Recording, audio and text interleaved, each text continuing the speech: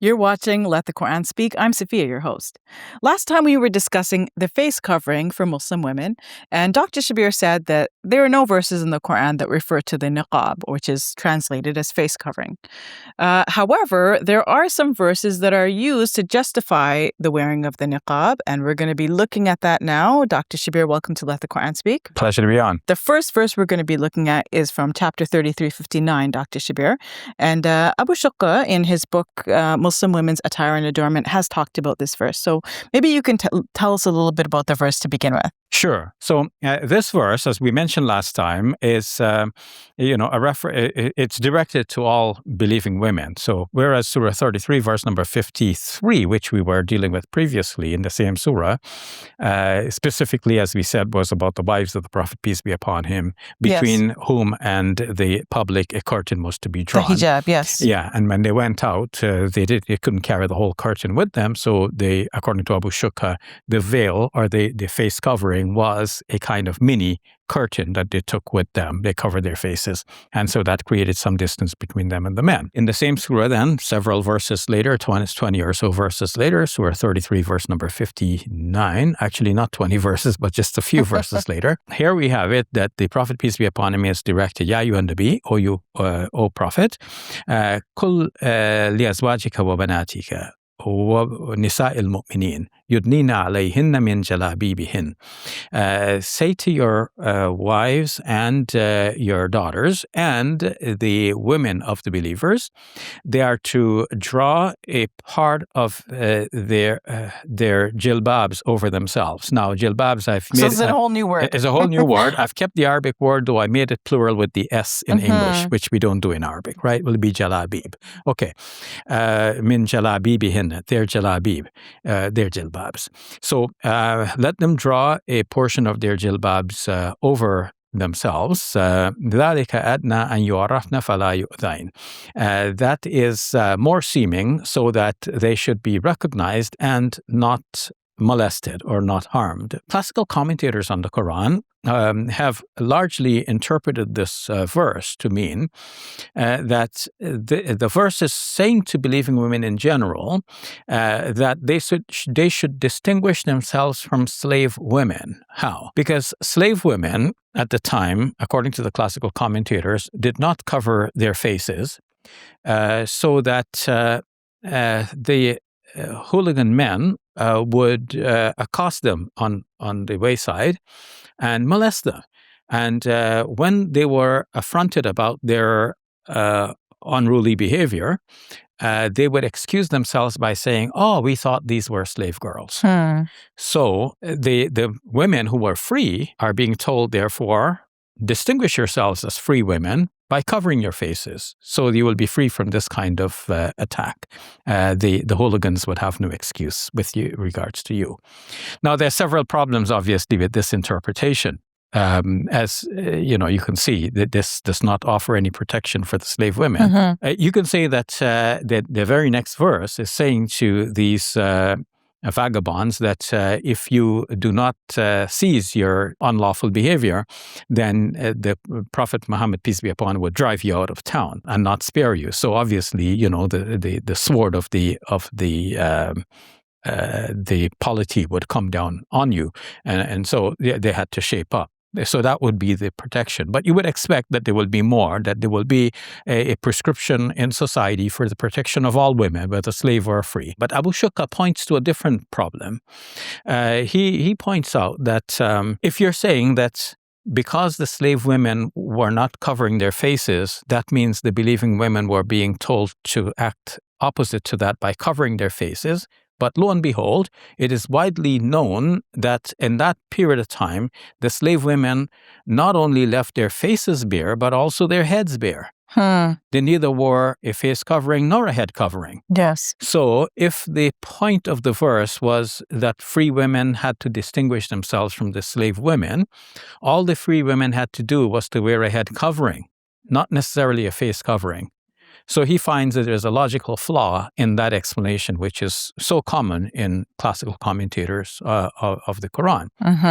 And so in sum, he shows that this verse, though it is often advanced to mean that Muslim women must cover their faces when they go out in public, it doesn't really mean that. Now, So what does he think it means? Yeah, I didn't find him going to detail about this. You know, there are 8 volumes, and sometimes Abu Shuqqah deals with a thing briefly in one place, and then he comes back to it in another place. So maybe he said something more than is in my mind at the moment from his writing.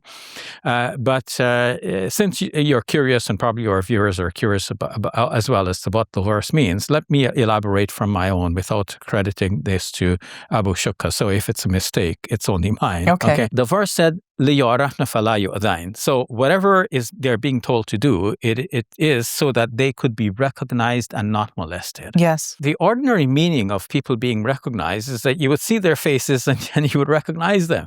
So to me, the verse is plainly saying to the women, dress in such a way that you will be recognized, and because people will recognize you, they will not molest you, as opposed to like a stranger that they say, okay, we didn't know who is this person, but they recognize you as coming from a certain family. They know that if they harm you, they have to deal with the family, or out of respect for your family, they respect you and they're not going to harm you. They know you to be one of them, and so on.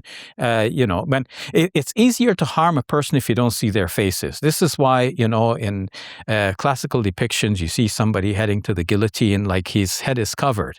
Because once, you see the face of the person, it's hard to cut his head off, right? That's true. That's true. Even they recommend, like, when you're trying to cross the road, you make eye contact with the car that has stopped. Yes. Or that is approaching the stop sign, so that they see you. Yeah. And they feel a sort of connection to you when they stop. That's interesting. Right? I never knew that. Yeah. And in the story of Ibrahim alayhi salam, in the Quranic depiction, he's told to put his son down on the forehead. So again, the commentators say that, if he sees the face of the boy, he would have compassion towards him, which is only so natural.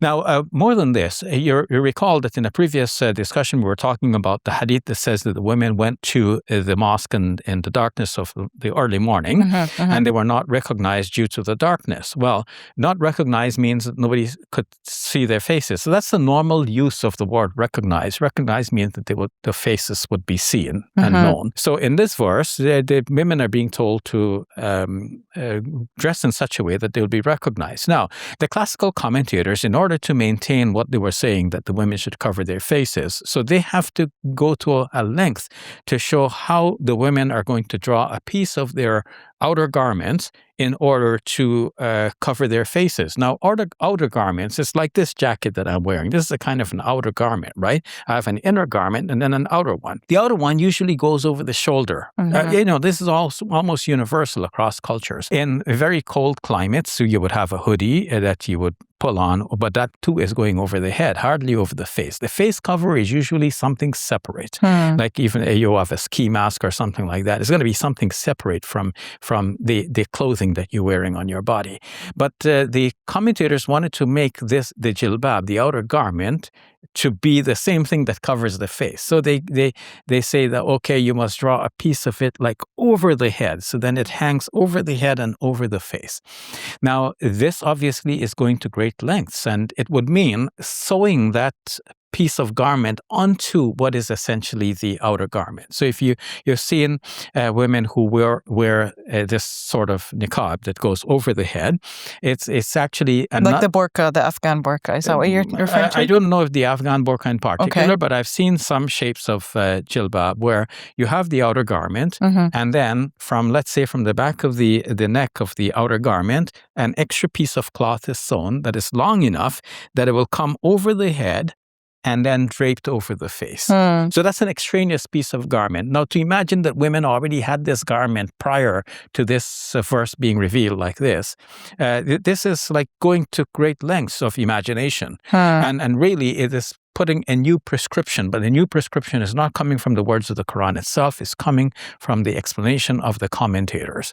And this is what we should see as being distinct. It is not that God said that the women must do this. It is that the commentators are saying that the women must do this. And their rationale for saying it is obviously flawed, as Abu Shuqqah pointed out, and as we have pointed out in our own humble way as well. So the verse simply means, draw your jilbab over yourself. You wear an outer cloak. Wear it in such a way that people will, first of all, they recognize you as a decent person, because that's why you're wearing the outer garment. You don't want them even to see your flashy house garment. And the house garment would not be so, extensive to cover the whole body. But this outer cloak will cover the whole body. So there's nothing attracting the glance of wayward men. And at the same time, they can see your face, so they can recognize you. They know you to be a decent person in the community. They're not going to come after you. So that makes better sense of the verse than to say that it means that they're supposed to cover their faces. Mm-hmm. But then how does that apply to a woman reading the verse today? Well, reading the verse today, it would mean that carry yourself about in a decent way, so that you're not making a wanton display of yourself. Another verse of the same surah says, وَلَا تَبَرَّجْنَ تَبَرُّجَ الْجَاهِلِيَّةِ الْأُولَى. This was directed to the wives of the Prophet, peace be upon him, but women in general can take a lesson from that and say, yes, this is something that is not exclusive to the wives of the Prophet, peace be upon him, because no decent Muslim woman is going to want to carry herself in such a way that, she appears to be like, flaunting her beauty like the women of the time of the ignorance prior to the revelation of the Quran. Yes, one would dress in a decent way, and so they would not be molested. And of course, the Islamic society should take a hint from the verse that says that if these vagabonds do not repair their deeds, then the full weight of the polity will come down upon them. And so measures have to be put in place to protect women in general and to penalize the culprits who attack and molest women. All right, we'll leave it at that. Thank you, Dr. Shabir. You're welcome. Assalamu alaikum. Welcome to Muslim Media Hub, the new home of Let the Quran Speak. Here we spread positivity and good. We help people experience the beauty of Islam and help them appreciate and understand Muslims. This beautiful building we purchased at cost $2.3 million.